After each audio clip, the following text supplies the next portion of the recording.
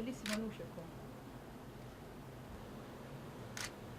J'avais une date à Ibiza là, samedi dernier, donc j'étais obligé de l'annuler, mais c'est pas grave parce que pour moi c'est une nouvelle expérience et je rencontre des gens. Je suis dans un jury où il y a un critique de cinéma grec qui est très très connu, une actrice Isabella Ferrari qui est très connue ici. Il y a Shekhar Kapoor qui est un réalisateur pareil indien qui est très très connu. Bon, voilà, un réalisateur américain aussi. Donc imagine, enfin là on est dans le plus que snobisme, hein. Donc moi je suis très content d'être là et je suis très fier qu'ils aient fait appel à moi parce que ça donne beaucoup de crédit à mon travail. Le cinéma c'est quelque chose qui m'a jamais traversé l'esprit et sincèrement je crois pas avoir le talent pour ça.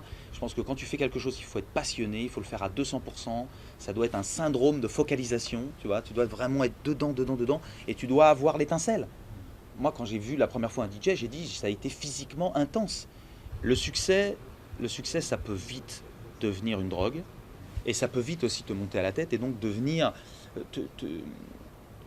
peut-être te faire croire à un moment que tu es au-dessus des autres et meilleur que les autres.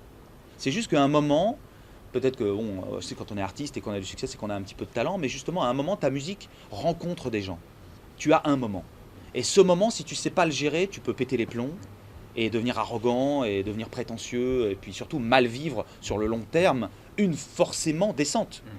Parce qu'il n'y a que les Rolling Stones ou les Beatles qui sont restés comme ça, ou des gens comme ça. Mais moi, j'aime bien rester avec une âme d'enfant, parce que l'innocence te fait toujours créer.